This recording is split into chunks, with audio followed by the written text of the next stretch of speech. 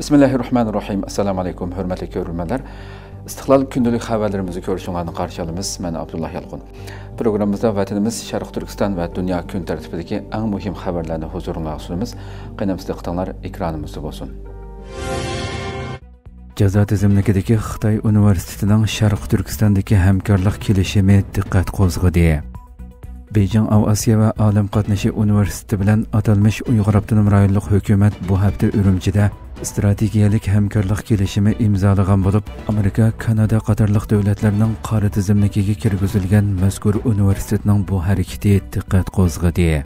Beijing Avasiya va Alam Qatnaşı Universitetining organ to'rida xabar qilinishicha, mazkur universitet bilan atalmış Uyğur Avtonom rayonluq hukumatning strategiyalik kelishim imzolash murosimi 25 avgust Ürümchida o'tkazilgan. Qo'rchaq rais Erkin Tunyaz qatorliq Xitoy amaldorlari universitet vakillarini kutib olgan va imzo qo'yish murosimiga qatnashgan. Murosimda Beijing Avasiya va Alam Qatnaşı Universitetining Sharq Turkistondagi Xitoy organlari bilan hamkorlashib, Koillon aqliy iqtidorliq uskunalar tajribaxonasini qurib chiqadiganligi, bu planda cho'ng tipdagi odamsiz qatnash va tosh yo'l tekshirishdan iborat ikki muhim soha borligi bildirilgan. Xabarda yana mazkur universitetning Sharq Turkistonda ixtisosliklarni yetishtirishga, shuningdek ma'arif, iqtisodiy, ijtimoiy taraqqiyotga hassa qo'shadiganligi da'vo qilingan. Halbuki Xitoyning mudofaa sohasidagi 7 nuqtaliq universitetning biri bo'lgan Beijing Avasiya va Alam Qatnaşı Universiteti Xitoyning Avasiya sun'iy aql va harbiy tadqiqotidagi muhim organlardan biri bo'lib, Amerika Savdo Ministerligi mazkur universitetni 2001-yilda davlat xavfsizligiga va tashqi siyosatiga tahdid elib keladigan Xitoy organlari tizimligiga kirgizgan edi. Kanada hukumati bultur yanvar oyida Xitoyning 85 tadqiqot organini davlat bexatarligiga tahdid deb qarab qora tizimlikka kirgizganda, Beijing Avasiya va Alam Qatnaşı Universiteti tizimlikdan o'rin olgan edi. Xitoyning Sharq Turkistonda izchil davomlashtirayotgan irqiy qirg'inchilik jinoyatida fan texnika shirkatlari, tadqiqot organlari, universitet institutlari turli texnikalar, aslahalar bilan ta'minlab kelgan. Chiroy tunish, sun'iy aql analizi, gen uchurlarini to'plash qatorliqlar buning jumlasidan hisoblandi. Navbatda Xitoyning harbiy sanoat va sun'iy aql sohasidagi nuqtaliq universitetning irqiy qirg'inchilik davomlashayotgan Sharq Turkistonda tajribaxona qurish plani alohida diqqat qo'zg'amoqda. Sharq Turkiston ma'arif va hamkorlik jamiyati idora hay'at a'zolarini yangidan saylab chiqdi. Sharq Turkiston ma'arif va hamkorlik jamiyatining alohida saylam yig'ini 16 avgust jamiyatning Fatih rayonidagi markazida o'tkazilib, rais va idora hay'at a'zolari yangidan saylab chiqildi. Saylam yig'iniga jamiyatning ko'p sonli a'zolari to'liq qatnashgan bo'lib, yig'in kun tartibi bo'yicha saylam jamiyat nizomnomasiga uyg'un tariqada o'tkazildi. Qur'oni Karim tilovati bilan boshlangan yig'inda oldi bilan Sharq Turkiston ma'arif harakati Oliy Shura hay'ati raisi Dr. Abdulxoliq Uyg'ur echilish so'zi qilib, bu qatimqi saylam o'tkazishning sabablari va ahamiyati to'g'risida to'xtaldi. Keyin saylamga qatnashuvchilarning tasdiqlashi bilan dotsent doktor Alimjon Bug'doning boshchiligida 3 kishilik saylam komiteti qurildi.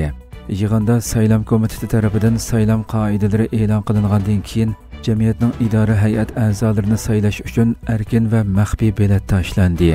Saylam komitetining biletlarini sanab chiqishi natijasida Musajon R, Abdulahad Abdurahman, Doktor Abdulxoliq Uyg'ur, Professor Doktor Ataullah Shahyar, Turdi Sidiq o'g'li, Abdurahim Aziz o'g'li, Abdusalom Taklamakan qatorliq 7 kishidan tarkib topgan yangi idora hay'at a'zosi ko'p sonli ovozga erishib, Sharq Turkiston ma'arif va hamkorlik jamiyatining idora hay'ati a'zoligiga saylandi.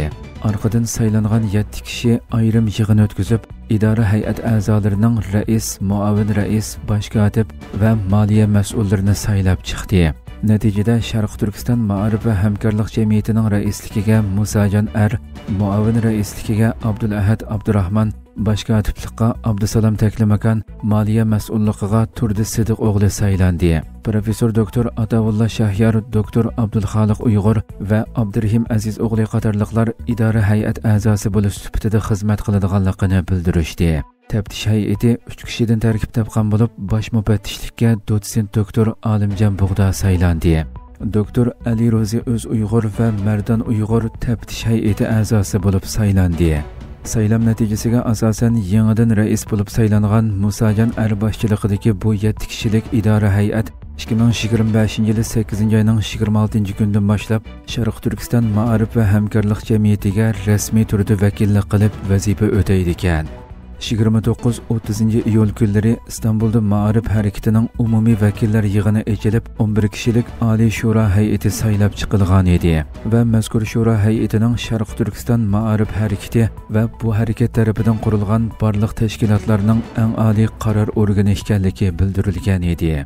2 avgust bo'lsa Xalqaro Sharq Turkiston tashkilotlari birligining umumiy saylam yig'ini o'tkazilib, Nurmuhammad Turkistonining raisligidagi 9 kishilik idora hay'at yangidan saylab chiqilgan edi. Isroiliya bosh shtab boshlig'i Netanyahuni kelishimni qabul qilishga chaqirdi.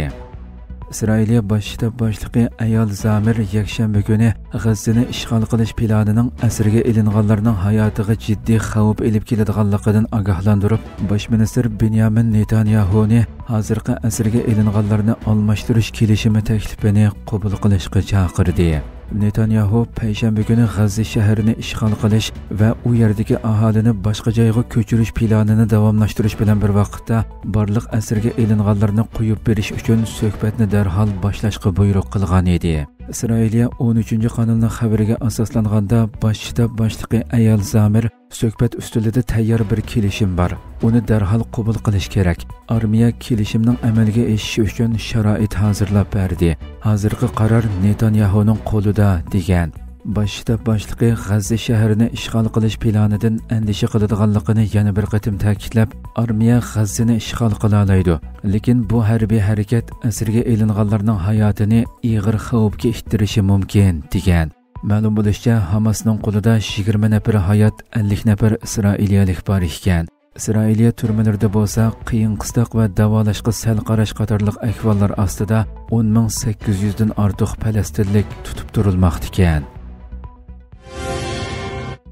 Rossiya Ukrainadagi tinchlik tirishchanliklarga qaramay hujumini davomlashtirdi.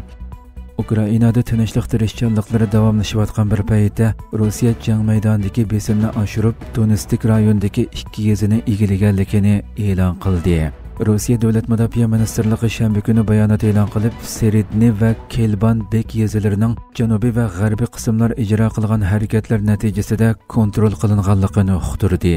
Rossiya bir kun ilgari yana Donetsk rayonidagi 3 yezini egallaganligini e'lon qilgan edi. Ministrlikning bayonotiga asoslanganda Rossiya havo armiyasi uchquchisiz aeroplanlari, boshqarilgan bomba qismlari va zambarak kuchlari Ukrainaning harbiy sanoat aslahalaridan birini hujum nishoni qilgan. Uningdan boshqa Ukraina armiyasining vaqtliq o'rinlashgan joylari bilan chet ellik jangchilar turayotgan 143 nuqtaga zarba berilganligini ilgari surgan. Bayonotda Ukrainaning havo hujumlariga javoban Rossiya havo mudofaa sistemalarining yaqinqi bir hafta ichida 4 dona boshqarilgan havo bombasi va 160 dona uchquchisiz aeroplanni etib tushirganligi o'ttirg'i qo'yildi. Hurmatli ko'ruvchilarimiz, shunday qilib bugungi xabarlarimiz mush yerda oxirlashdi. Atigi programmamizni ko'rishgacha omon bo'linglar. Assalomu alaykum va rahmatulloh.